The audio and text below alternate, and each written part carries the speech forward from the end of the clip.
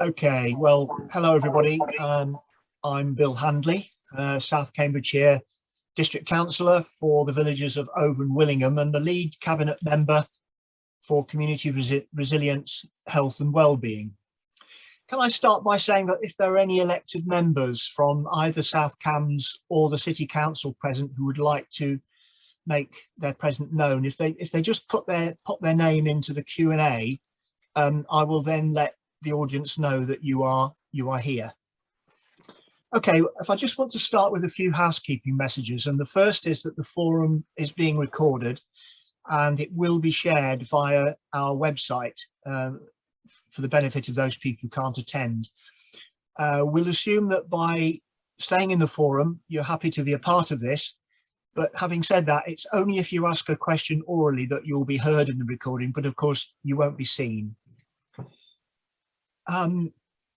South Cambridgeshire District and Cambridge City Councils now facilitate several community forums for the new neighbourhoods arising from the growth in the Greater Cambridge area. The forums bring residents, councils, developers and other stakeholders together to raise issues and discuss how the developments are moving forward.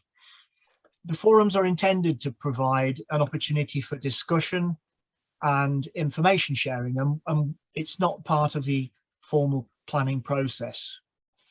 This particular forum has previously been delivered by the City Council alone, but because we now have a number of applications at the pre-application stage that are within the South Cambridgeshire District, most notably Darwin Green phases 2 and 3, and Eddington phase 2, we've widened the scope of the forum so that it is now jointly administered by the two authorities. This merely brings it in line with other Edge of City forums, such as the North East and East Cambridge forums, and you should notice very little change apart from a few fresh faces, including occasionally the chair. Okay. We have both presenters and representatives here this evening from key stakeholders who can respond to your questions, and our thanks go to all of them for supporting the forum. I don't know if that slide is going to be going up, but if I will say that there's, apart from South Cambridgeshire and Cambridge City Councils, we have Cambridge County Council, the Shared Planning Service, and I understand that the Joint Director of Planning and Economic Development, Stephen Kelly, is joining us. If he's not on the call now, hopefully he'll join us later. I know he's driving back from a meeting that he had earlier today. We have someone from the University of Cambridge for Eddington, Barrett Holmes, Darwin Green 1, Carter Jonas, related to the Nyad headquarters site, and we also have sort of meeting place communications with Darwin Green 2 and 3. And as for the speakers, who I'm sure will make my life easy by sticking to their allotted time, we have Charlotte Burton, who's Principal Planner at the Greater Cambridge Shared Planning Service, and Chris Fry, who's Project Planner for Barrett David Wilson Homes. They'll be talking about Darwin Green 1. After questions on that, we will go to a Nyad HQ update with Rebecca Ward, also Principal Planner at the Shared Planning Service. Eddington update will be Vicky Wan, who from Cambridge University. And finally, we will have a community update from Lisa Pollitt, Community Development Officer at Cambridge City Council. So we will have opportunity for questions at the end of each of the presentations or joint presentations, but then at the end of the session we will have a general Q&A for 10 minutes or so, and in which all panelists will join in. About questions, please type your questions into the Q&A function and I will ask them on your behalf after each section. However, if anyone has difficulty typing questions into the Q&A function, please let me know by using the raised hand facility. If we have a lot of questions, I may have to move the meeting on to the next presenter and then return to as many of those questions as I can in the time available at the end Q&A part of the meeting. As always, time's an issue with these forums, so please don't use the Q&A forum to make sort of lengthy statements. We really want to focus on relative questions, or relevant questions rather, from those present. If you do have general feedback and comments, you're more than welcome to email these to the forum email address, which will appear at the end of the forum. They will then be made public on the forum website with any answers that or responses from the stakeholders. In the event that any of your questions can't be answered tonight, we will provide a written response, which will also appear on the forum website. Okay, so we are, I think, all good to go. And I will invite Charlotte Burton, who is Principal Planner at the Greater Cambridge Shared Planning Service, to start the section on Darwin Green 1. Over to you, Charlotte.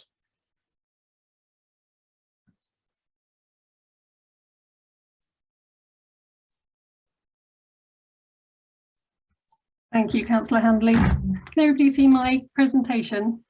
Yes, we can. Excellent, thank you. Well, good evening, everybody. I'm here just to give a quick update on Darwin Green.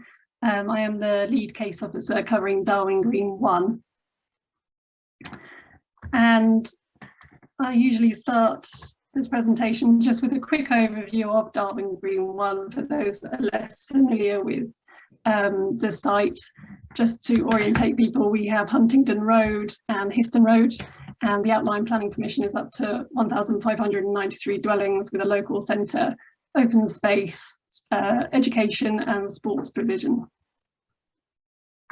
So where are we now? I've provided this plan on the right hand side just to show the parts of the scheme that are now built out. This is a relatively up-to-date OS map showing the access from Lawrence Weaver Road, the areas of BDW1 here, which have been completed, and areas of the local centre, the courtyard building, which is now completed. So in total, we've got 228 completions on the site and 59 dwellings that have permission, which are still under construction. And what you can also see from this OS map is some of the site-wide infrastructure that's been in place, including the primary access roads through the site and the orbital cycle route, providing a link between Histon Road and Huntingdon Road here.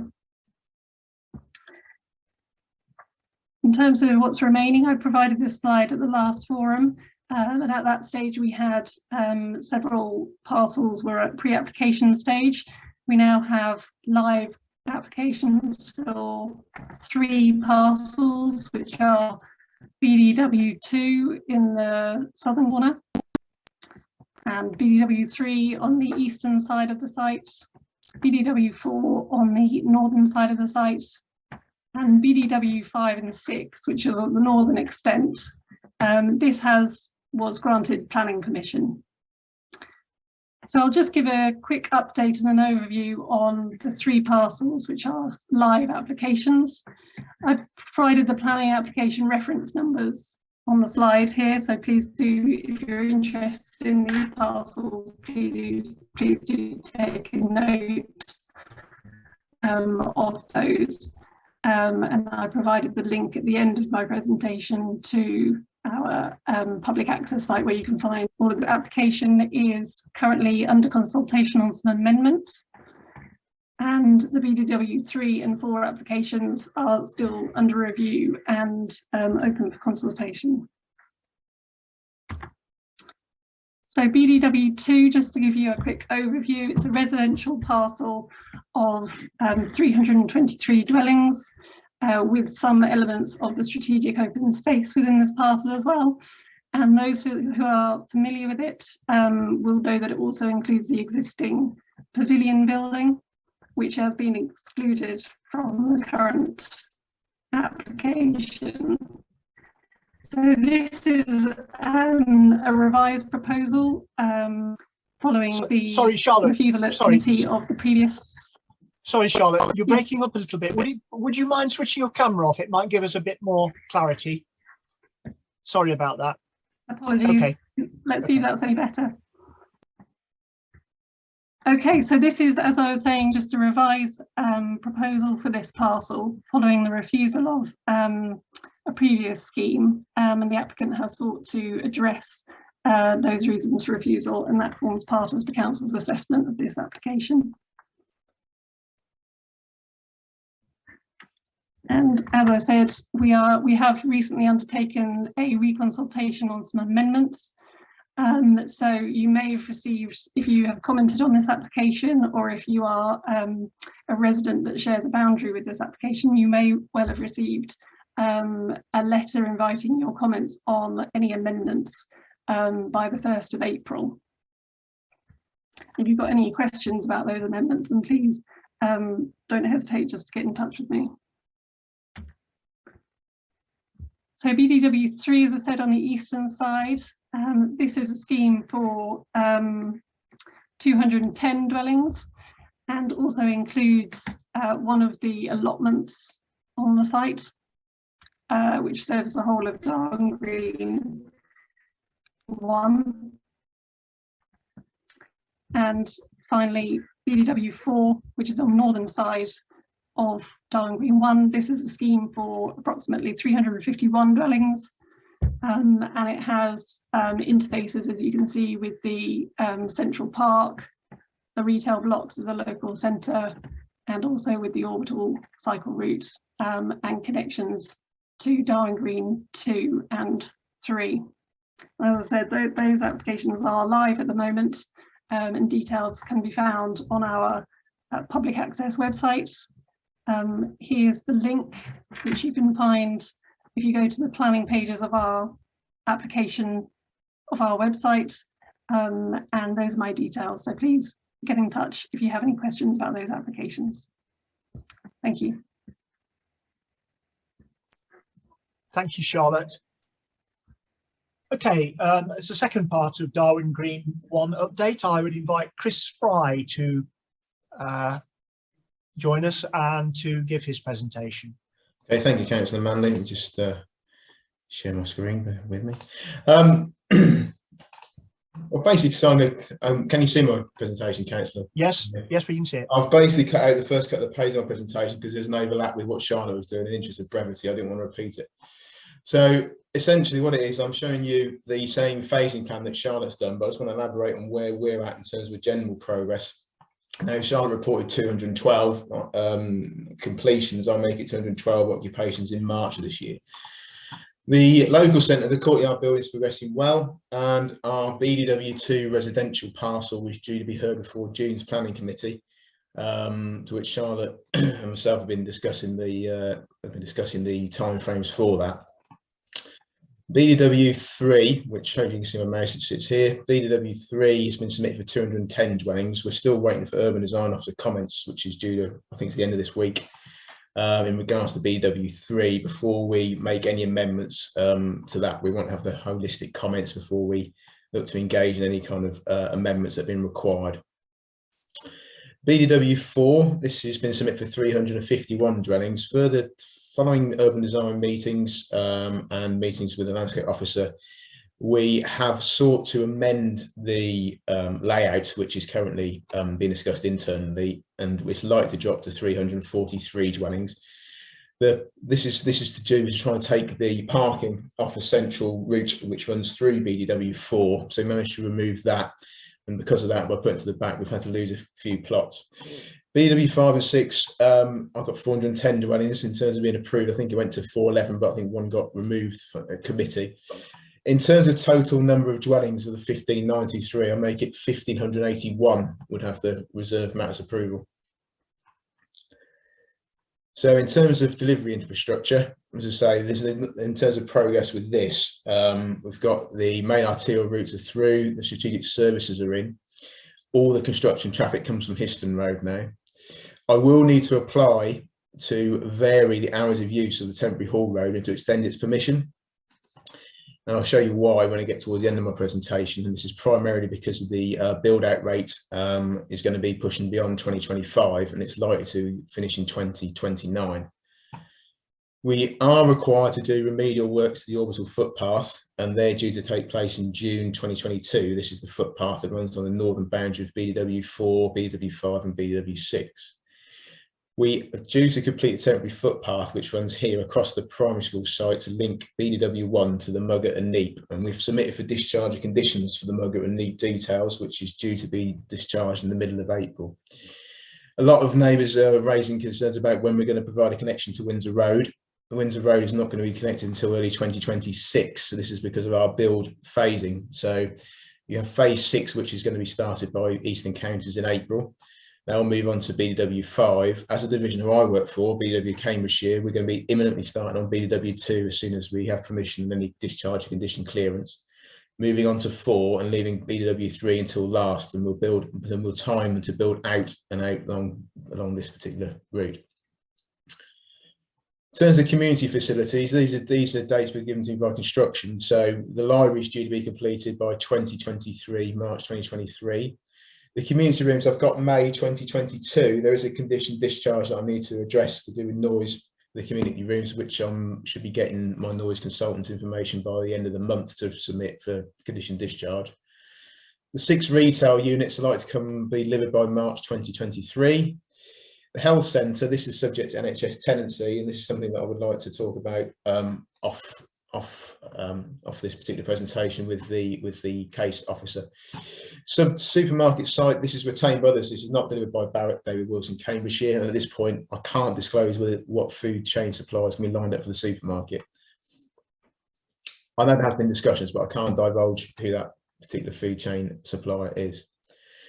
This is the open spaces delivery overview. Now, in terms of Barrett David Wilson, you'll see that the trigger of occupation of 200 meant by March 2022, we were meant to have on board 2 laps, an enhanced area of local play, and a linear park adjacent to POS2. Now, we fully acknowledge the fact that this has not been delivered, but we are in the process of trying to get the conditions discharged for the lap, because that's in, and we're trying to also deal with remedials on the POS area.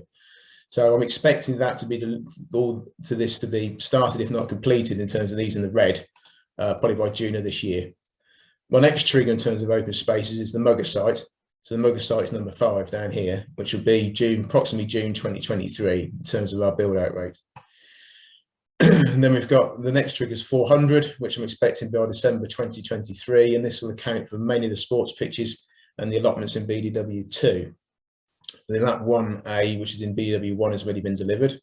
And as you can see, just as I've said, I'm expecting details in regards to lap 1, the enhanced area of Mugger and Neep, by April of this year from the local authority. And the lap 2 another strategic play, we're waiting validation. So it's been in validation now, waiting for the last 10 days for that to be validated. In terms of outline master plan, it's just going to give you some idea in terms of when these parcels are likely to start. Of course, there is a bit of flexibility, but as I said, in terms of BW2, we're looking to start that straight away.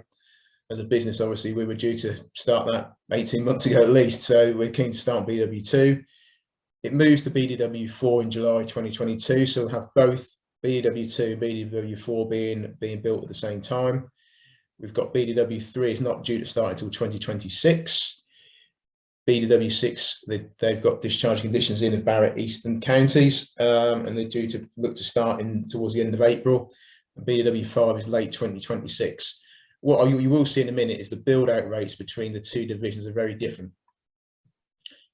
So this is our targets for the next, we set targets in terms of deliveries of houses over a 3-year period, with anything else is projected. And this is meant to be in the green. So financial year 2022, which is just gone, there was one on BDW1 and 13 on the local centre. Financial year 23, which runs from June to June, so June 23, we'll be finishing off the local centre. We're expecting 69 Barrett houses off of BDW2 and 32 David Wilson houses off BDW2. And in terms of Eastern Counties, they'll be at 34. As you can see, we're going to look to increase numbers in terms of delivery over the next financial year. So 219. It will then drop to 194. The most year projected is going to be 2026 because we'll still have BDW2 to finish. We'll be on 3. We're finishing 4, and also you've got Eastern Counties on 5 and 6. So you can see the build-out rate of Eastern Counties is approximately floating around about 70 completions in a year. We will average somewhere from our Cambridgeshire division between 150 to 160 approximately. And just to point you in the direction of the website, which also covers now DG2 and 3. So that's the end of my presentation. Thank you, Councillor. Thank you, Chris.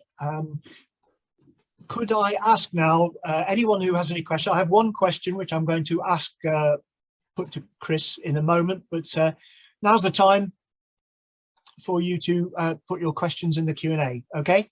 So Chris, I have one question from Lillian Runblad.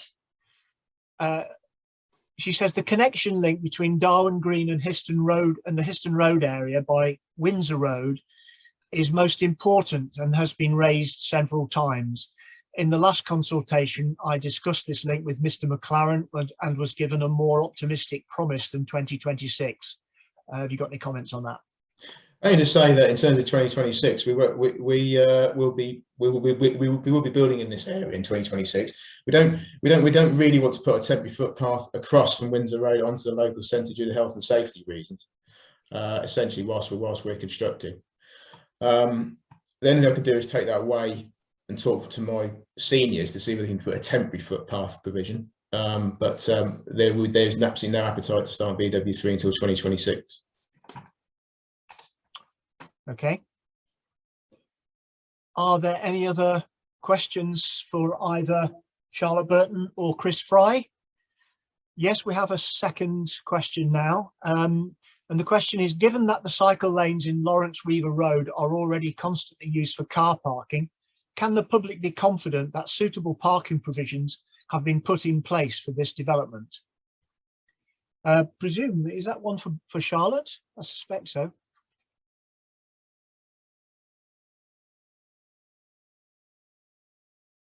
Who wants to take that one? Charlotte? Yes, I'm happy to answer that one. Sorry, I think I've got a bit of a delay. The parking provision across Darwin Green 1 was assessed as part of the outline consent, and the overall number of parking spaces and the parking provision is controlled through conditions on the outline consent. We are aware of parking within those cycle lanes, and have sought to follow that up with appropriate bodies. I think the issue is that because the roads aren't adopted by the county yet, enforcement of that parking is more challenging. But it's certainly something I can take away and look into again. Okay, thank you. We have a question from Councillor Corinne Garvey. When will the primary school open? I'm not sure who wants to take that. Just from about Dave Ross' point of view, we aren't delivering the primary school, so it wouldn't be anything from us, Councillor Hanley. I'm sorry, Chris, I missed that. Could you repeat that? Oh, sorry, no. All I'm saying is that I'm waiting. I've emailed Cambridge City Council to get that date as well, because that affects our Section 106 obligation. So equally, I would like to know that. But Barrett, they wasn't going to answer that question. Okay, so that's one of those, an answer that we can give on the forum website after the meeting. Okay. And a comment, someone asked, where can you show the email address longer? The contact details, the website address and email address will all be shown at the end of the meeting, so you'll have time to write it all down. A question now from Ian Rawley. Can you expand upon the delayed opening of the community centre due to the noise issue? Surely this problem was foreseeable given that flats are above the centre. Okay, Councillor Hanley, I'll try and answer that. Just bear in mind, I've only been at Barrett for a month, so I'll try and answer the question if I can. So essentially, my understanding is that in terms of the noise situation, we've had to attenuate within the community rooms, and we have to look to Charlotte a little bit here because I don't know the full history of this. And essentially I have to produce a noise management plan that would be part of the community lease, which I would have to submit which I'm intending to submit probably early next month. I don't see why that would be foreseen, to be truly honest, because the condition enables people to submit that particular information in order to actually provide the community rooms. But that's about as far as I can divulge on that particular matter, Councillor Hanley. I'll have to defer to Charlotte anything over and above that. Can you add anything, Charlotte, for us? Yeah, just to say, I think the sensitivities between having flats above a community centre was foreseen, and that's why these conditions were in place, but it does require submission of details that are acceptable. And our environmental health team has reviewed one set of proposals for noise insulation of the community rooms and didn't think that that was satisfactory without some management of how the community rooms would be used being put in place as well. So as Chris said, that's what our environmental health team has been working with Barrett's and also with our communities team in terms of who are going to be taking on that facility to try and get a management scheme that will meet the needs of the community facility as well as protecting the immunity of the people living above. Okay, thank you. Another question is from someone who wishes to remain anonymous, but he or she says, sorry if I missed it, but what are the arrangements with the supermarket? I think you did cover it, Chris, briefly, but perhaps you can just follow up on that. Okay, so the supermarket is being delivered by third parties, and essentially there is a discussion with a national food chain supplier. I can't divulge that particular national food chain supplier, but I know that discussions are ongoing. But again, that's not been delivered by Barrett David Wilson, so I can't divulge any more than that. Okay, thank you. It looks as though, yep, we do have another question from Simon Pierce. What housing associations are going to manage the affordable housing, please? I can take that. I'm not sure who can answer that one. Oh yeah, yep. So yeah, yes, Councillor Hanley. So essentially, all our affordable housing is managed by L&Q. Essentially, so they are our affordable housing provider across the whole of the site. So that's who will be managing it. Okay, thank you for that. Okay, so I'm going to move on then now. We've gone to the end of that particular section in terms of questions. So we move now to an update on Nyad HQ, and this is Rebecca Ward, who's Principal Planner at the Shared Planning Service. Hello, Rebecca. Hi, Bill. Oh yeah, there we go. Hi, Bill. Nice to see you. I'm just going to put my presentation up on the screen just so I can give a quick overview of the site, just in case people are not aware of where it is.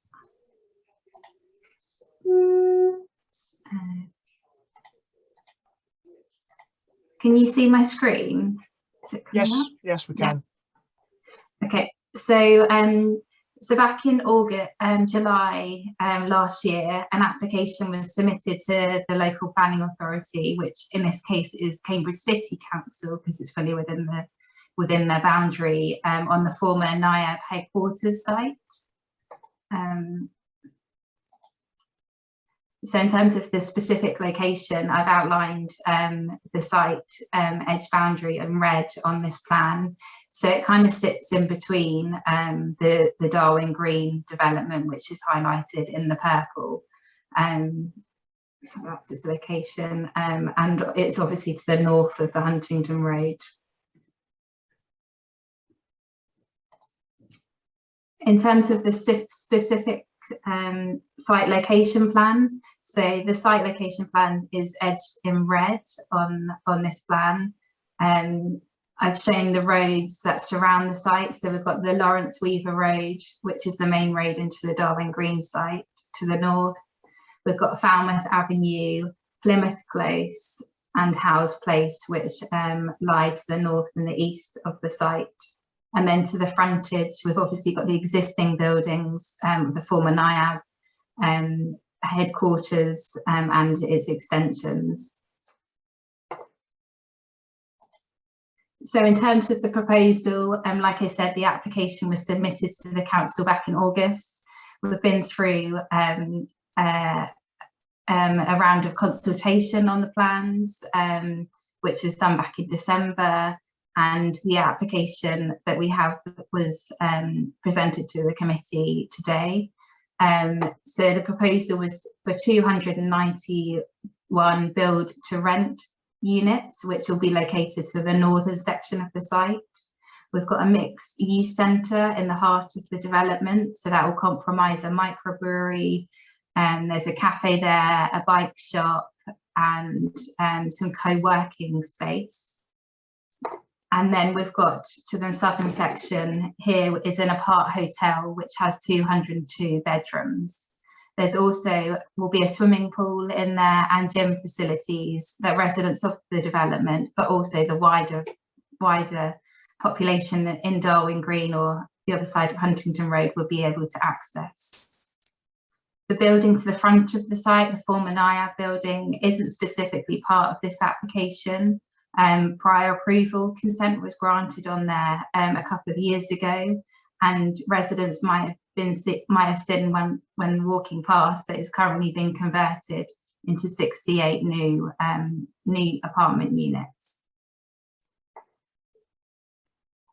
Just as an update on where we're at with the application, so like I said, the application was presented in full to the Joint Development Control Planning Committee today, where officers recommended approval of the scheme, and the item was debated to an extent through the day. However, members came to the recommendation that they wanted to defer the application and for the developer to review the amount of affordable homes they were providing on the site, and effectively it will come back to a committee at a later point, hopefully within the next few months, following the outcome of those additional discussions.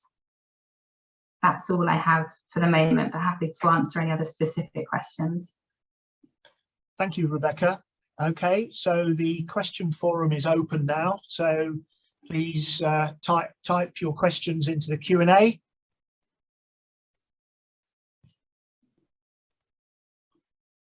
We just give I'll give you a little bit of time, because I appreciate that questions can take a second or two to type if you're a slower typer as me.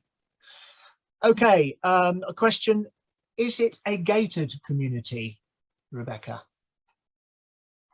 No, it's not a gated community. Is my screen still sharing? I'm just no. No, okay, I'll see if I can just share my plan again. Yeah. No, so it's not a gated community. There's new access points around the whole of the development. So if you can see my cursor, can you see my cursor screen more? Just No. No. Yeah, I can, Rebecca. Okay, so we've got a number of key access points. I'm just going to I've got another plan.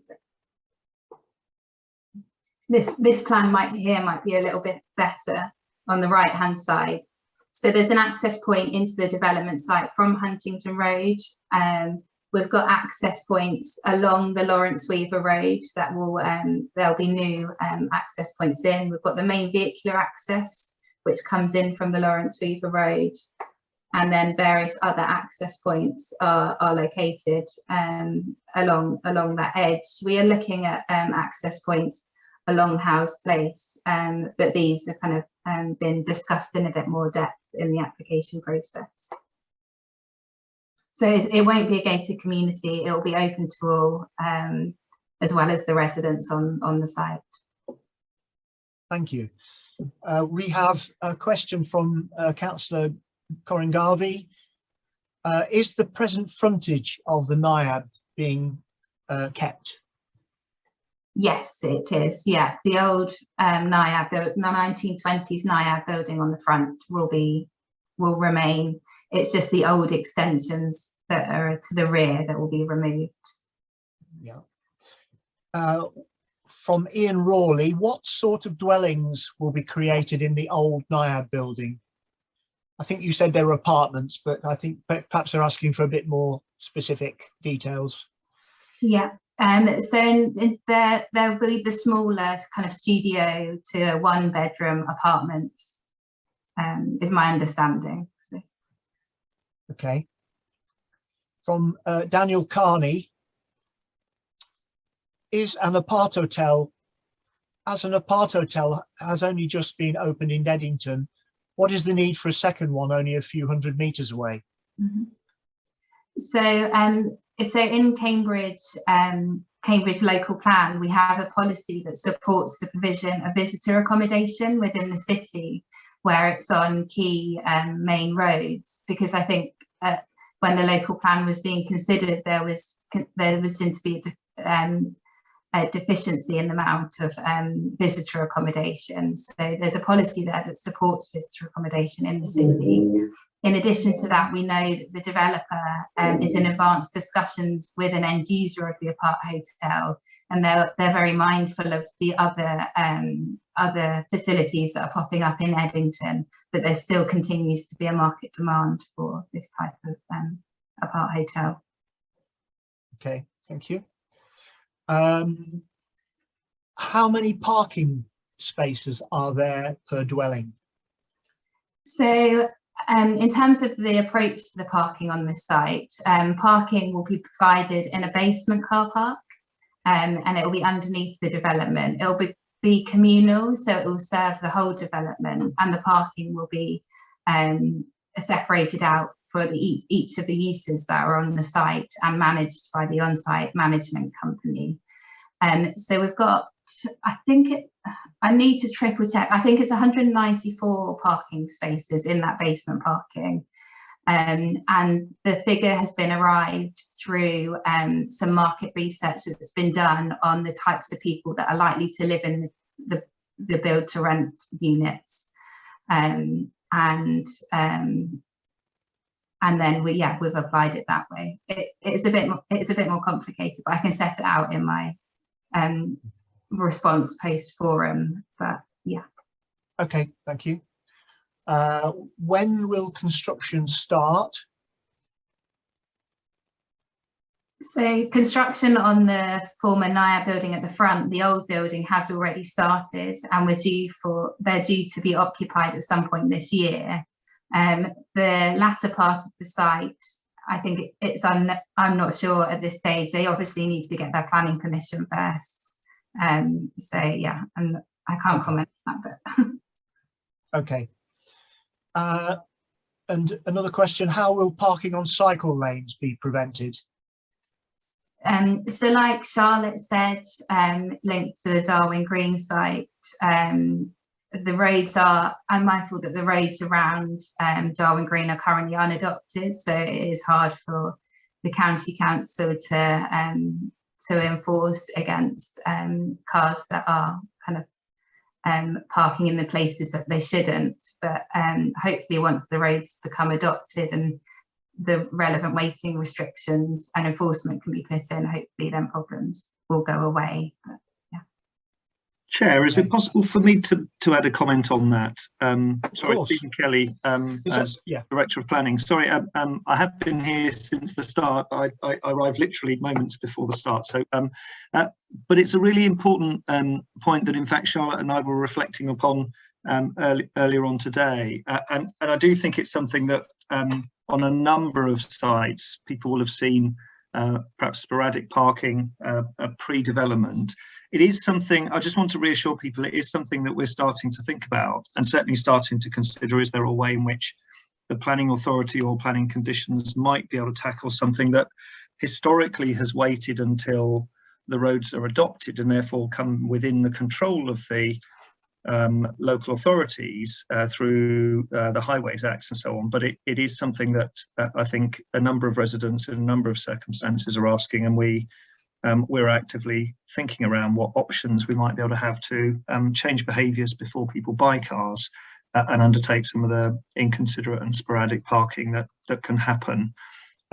We're obviously very keen to try and drive down the need for people by providing passport options is something that perhaps fall back on in a meeting of this type once we've had a chance to think through some of these issues with the Highway Authority as well.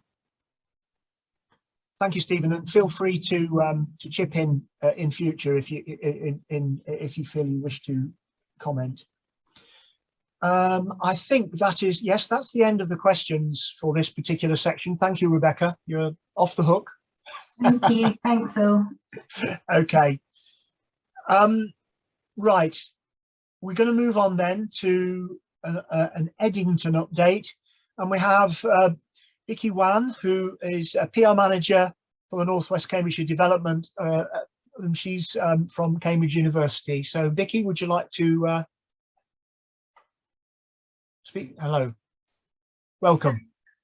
Good evening. I'm sharing my screen now, if you can see that. Are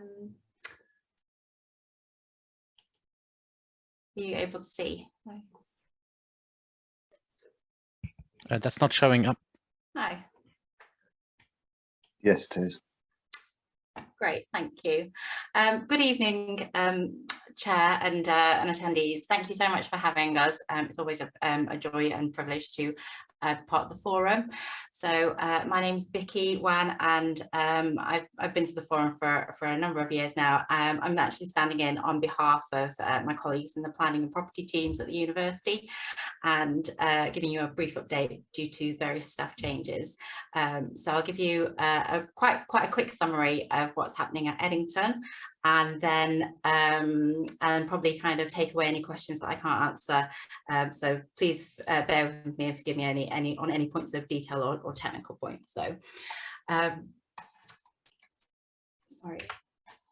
So I hope you are familiar with Eddington.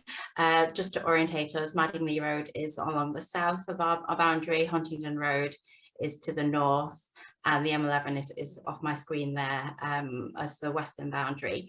And here what we have is the first phase of the development.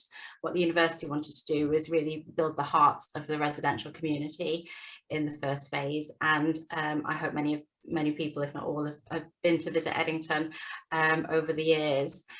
We've really made headway on building that residential community with over 1,000 homes occupied, 700 of which are for university and college key workers, with progress on the market homes, as well as completion of the student accommodation. And to support that residential community, we have primary school, Storiesfield Centre, nursery, sports pitches and open space play areas, as well as the Sainsbury's supermarkets and hotel that are available for open community use. And alongside all of that is the infrastructure to support not just that residential community, but the wider community as well. And really kind of we've sort of spent the last few years kind of obviously beyond the pandemic trying to kind of look at ways that will enliven Eddington and build it as a natural place that people can meet and congregate, and a place that people want to visit and be part of. So we've started activities for food park, for park run. We'll be looking at the future in delivering certain events in our market square and around the facilities at the lakes. And we were also very privileged to have been recognised at the House of Lords Built Environment Select Committee with a box as best practice at Eddington in providing housing and community facilities and open space in their first report, which was published in January of this year. So moving on to the progress, we have on site here a map that I'm sharing. Currently, kind of we have, well, obviously kind of a number of buildings that have been completed and occupied, and I've got a traffic light system here to show what current progress is on site. Much of this you'll, if you attended at the forum meeting last year in November, hasn't changed. So we have in green market housing plots M1 and M2 delivered by Hill under the marketing name Knights Park. That's under construction and also for sale. We have a plot here called M3, which is just west of the cricket pitch. Planning permission was granted for that plot. The construction of that is paused, and they're re-evaluating their design at the moment to reflect the market. And then on the southern part of Eddington, we have S3, which is market housing currently under construction as well. And then we also have a number of live planning applications in at the moment. So we have S1 and S2 here, which is by our housing developer Present Made, a combination of 370 units, mix of apartments and homes as build to rent units. And then we also have a plot called Lot 4, which has been again delivered by Hill, approximately 88 homes, and new planning permission application has just been submitted. And we also have a discrete meanwhile use application for modular homes at Gravel Hill Farm to support ex-rough sleepers, and that's from a housing charity, a homelessness charity called It Takes a City. And the remaining plot here is M4 and M5 as part of the first phase of the development, and discussions with the developer are on the way, and will be coming forward for consultation on that market plot in due course. Just moving on, a brief word on planning considerations, sort of stepping away from some of the detail I just talked about. The university participated in the local plan exercise, and the local authorities identified Eddington as a potential area that could support densification. This is subject to further master planning and technical studies. Our outline planning consent currently runs until 2023, and that's for the residential aspects of the scheme. And kind of those two, obviously, kind of quite significant options for the university and for the local authorities present the university with the need to review the business case that will be taken forward to make sure to define what the future phases of the project will look like. And when that's finalised, the proposals will undergo consultation and inform the future planning strategy. So that's my very brief update.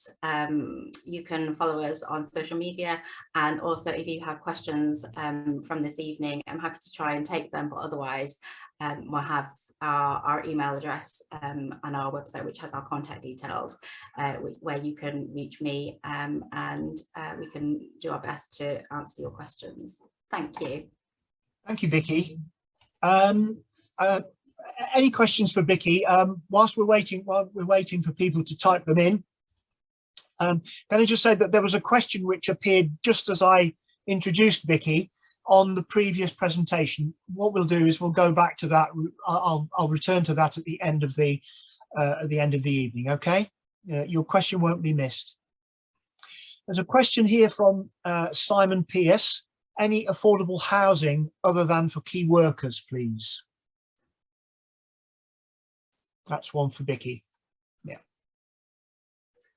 Hi. So at the moment we're working to our existing outline planning consent, and that planning consent is purely for university and college key workers at the moment. So, but that's not to obviously kind of preclude any future conversations around densification.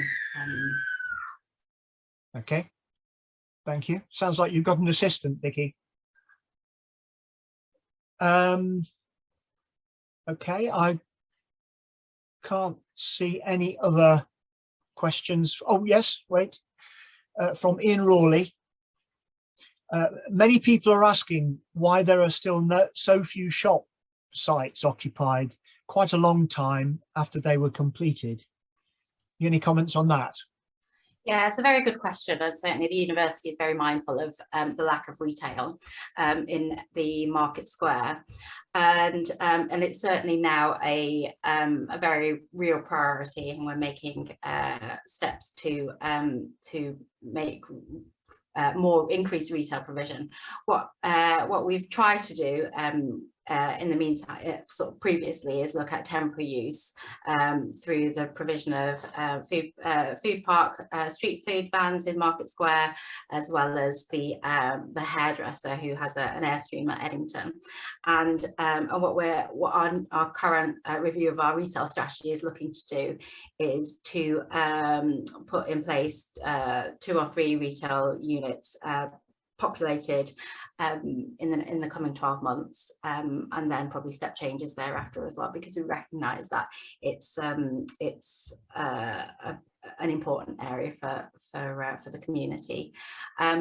I suppose kind of caveating all of that is obviously kind of the that we require footfall, and businesses obviously kind of need people to patronise and support them. So in return, obviously, kind of my plea to the community is if we put it there, I hope people will support them.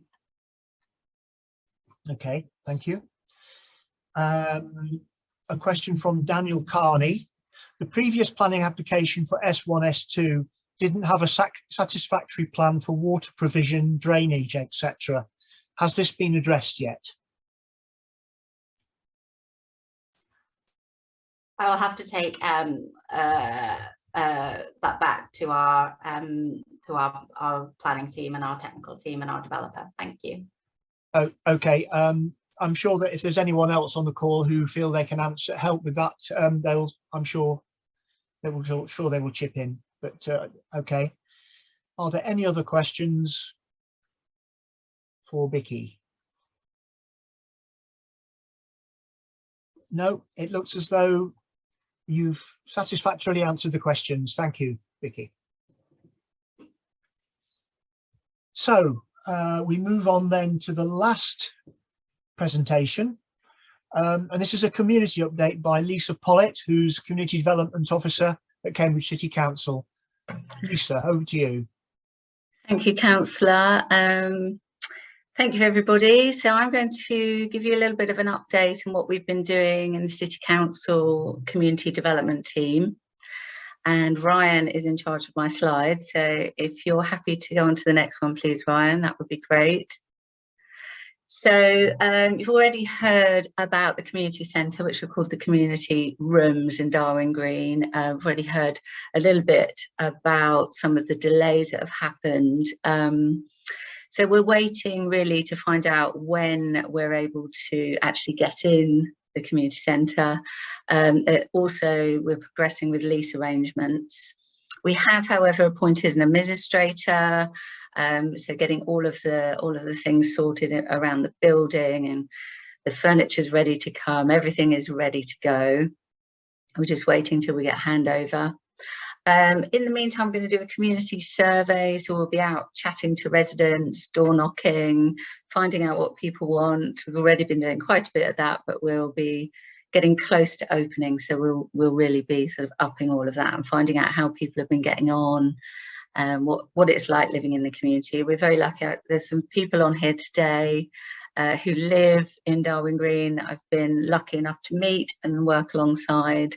George particularly, who's been an amazing community development officer of his own, out juggling and getting WhatsApp groups going and all sorts of things, especially during lockdown. So the community is pretty amazing there in Darwin Green, and it will be great to get the programme going, which is what I've been doing, talking to different organisations, talking to residents about what sort of things are going to make the community centre extra special. So Ryan, if you can go on to the next one, please.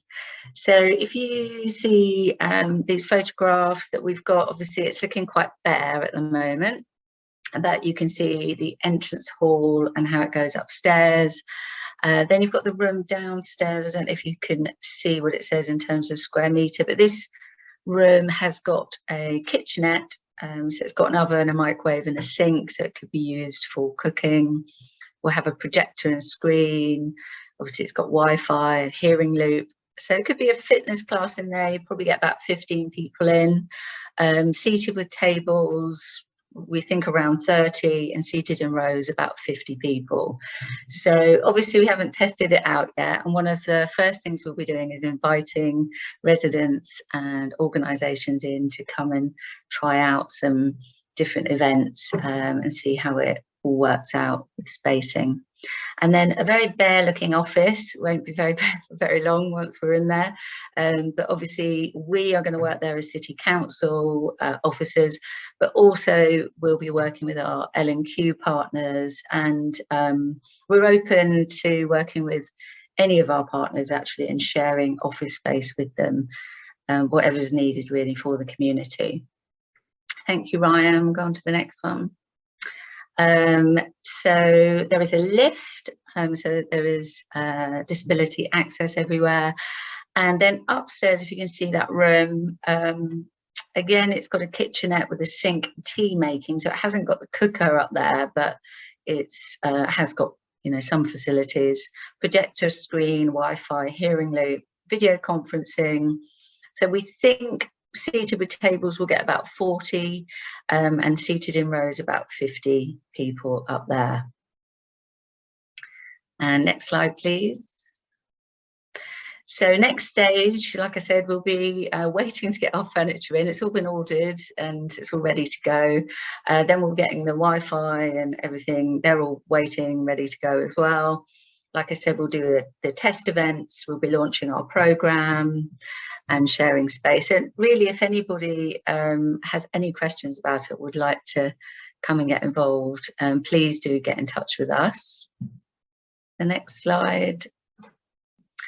So some of the things that we've got coming up, sort of to do with the community centre, but also in, you know, things that we'll do outside of it. We've got a family trip to Shepworth Wildlife Centre, which will be residents from Eddington and Darwin Green taking part in that. We've got a Jubilee event that will be happening. It's still being organised at the moment, and New Life Church are very much involved in helping organise all of that with residents. And then we're looking at planning Easter and summer activities and really starting to, you know, help. And it's great to see, you know, as the development expands, there'll be more spaces that residents will be able to use, and it will, you know, be much better for them. Obviously, it's been quite challenging because a lot of people moved in during the lockdown the last couple of years. Last slide, please. I think it's the last one. Yeah. So if you want to get in touch with us, probably best to email me, lisa.pollitt@cambridge.gov.uk. You can find us on Facebook at New Communities, Northwest New Communities, sorry. And we're also on Instagram as New Communities in Northwest Cambridge. And you can also get in touch with us about the Darwin Green community rooms. We have got a new email for that, which is info.dgrooms@cambridge.gov.uk. Happy to take any questions. Thank you, Lisa. Thank you, Ryan. All looks pretty exciting stuff to me. Yeah, it's going to be great. Yeah, it really does, yeah. Okay, one question. Will there be a regular community newsletter? And that's from Simon Pierce. Yes, I hope so. Yeah, it'd be amazing. I mean, the residents are coming up with some great ideas. I think that's one of them actually that has been put forward. You know, and there's different ways of doing that as well. So we'll be exploring all of that with residents, and including children and young people, and, you know, the whole everybody in that. Right, thank you. Are there any other questions for Lisa? Question from Ian Rawley. It's a comment, not a question. He's saying, just thanks for all your efforts, Lisa. That's nice, isn't it? Oh, that's lovely. Thank you, Ian, and thank you for yours. New Life Church have been amazing and really supported residents with the little events that we've had so far. It's been we're really grateful for their help. Okay, any other question? There are no questions currently. I will just wait a second or two, probably. Why don't we open it up, actually? We'll say thank you very much, Lisa. Thank you. For that. And you're off the hook, as they say. Okay. Ladies and gentlemen, we're running well ahead of time, but I think, you know, the presentations and the meeting has sort of run its natural course. Are there any questions now for any of the panelists, any of the presenters? We did have a question earlier, which I alluded to, which was related to charging electric charging points and so on, but that's now disappeared from the question and answer forum. So I assume that's been answered satisfactorily. But if anyone's got any comments they'd like to make on that, just let me know. So it's an open forum. Any question about anything, basically.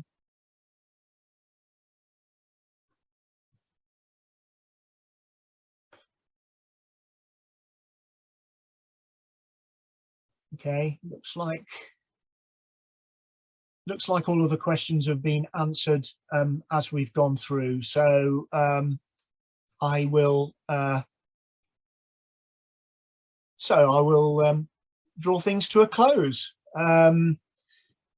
Just to say that this recording, including the Q&A responses, will be available, I'm told, on the forum webpage within 2 weeks, and probably sooner than that.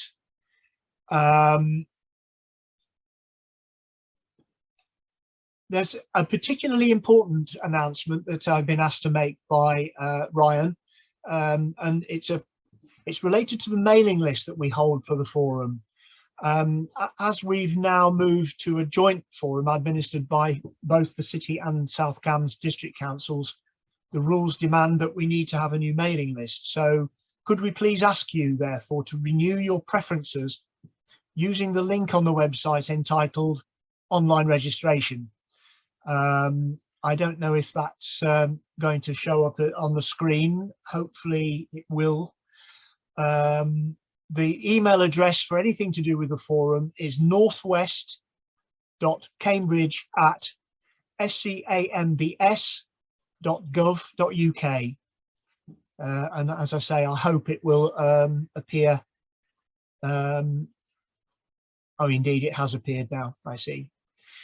I'd like to thank all of the presenters, the panelists, the attendees, all the officers who've given up first part of their evening to be with us here tonight. When you leave the Zoom meeting, please look out for the post-Zoom survey, which is intended to help us improve future forums. We're particularly interested in the question related to the summer meeting, which is on Wednesday, the 20th of July, and whether or not you feel comfortable that it's in person. I'm assured that this survey, which will just pop up when you leave, will take less than 2 minutes to complete. I hope you found the forum useful and interesting, and that you'll join us again in July. Any questions that you type from now on will be dealt with after the event on the forum. So thank you all for joining us tonight. Hope you found it interesting. Thank you everyone, and have a good evening. Bye for now.